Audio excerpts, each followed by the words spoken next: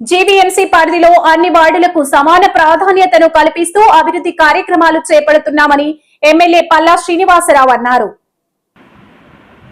MLA Palla 65వ ward GVMC పరిధిలో అన్ని వార్డులకు సమాన ప్రాధాన్యతను కల్పిస్తూ అభివృద్ధి కార్యక్రమాలు చేపడుతున్నామని ఎమ్మెల్యే పల్లా శ్రీనివాసరావు అన్నారు.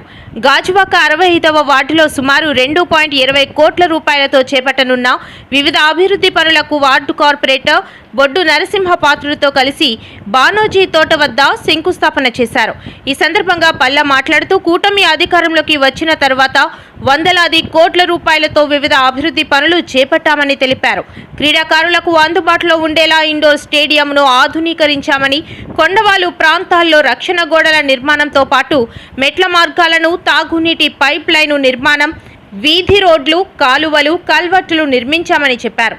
గత ప్రభుత్వంలో అభివృద్ధి సంక్షేమం ప్రచారానికే పరిమితమయ్యాయని ఆరోపించారు.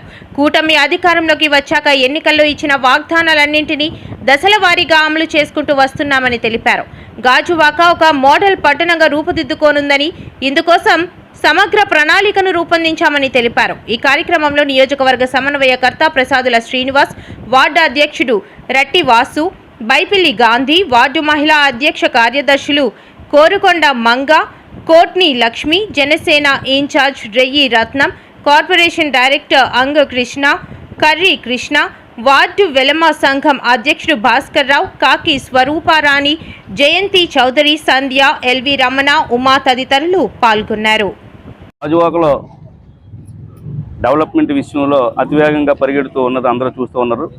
అందులో భాగంగా ఈరోజు 65వ వార్డులో సుమారుగా 2,20,00,000 వర్కులకి శంకుస్థాపనలకి గాజువాక శాసనసభ్యులు పెద్దలు రాష్ట్ర టీడీపీ అధ్యక్షులు పల్లా శ్రీనివాస్ గారు వచ్చినందుకు వార్డు తరపున మనస్ఫూర్తిగా ధన్యవాదాలు తెలియజేసుకుంటూ ఉన్నాం.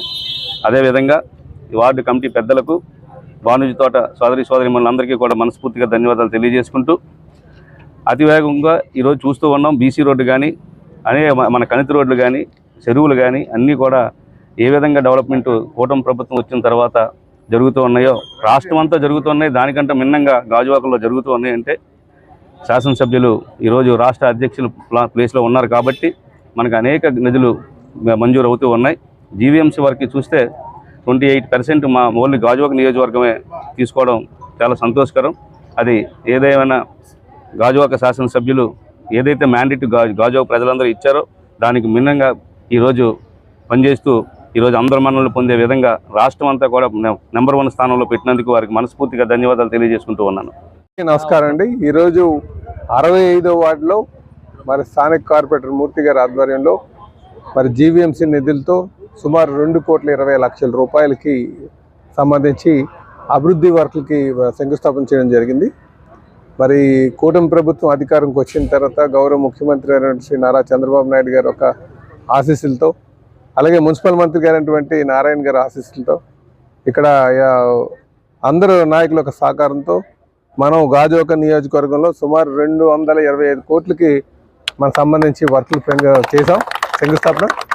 రాబోయే రోజుల్లో ఇంకా అభివృద్ధి కార్యక్రమం చేయడానికి మేము మా ప్రయత్నం చేస్తామని చెప్పి ఈ సందర్భంగా తెలియజేస్తున్నాను. అలాగే ఇక్కడ ముఖ్యంగా అభివృద్ధి కోసం కూడా ప్రజలందరూ కూడా సహకారం అందించాలని చెప్పి తెలియజేస్తున్నాం. దానివల్ల ఏమవుతుందంటే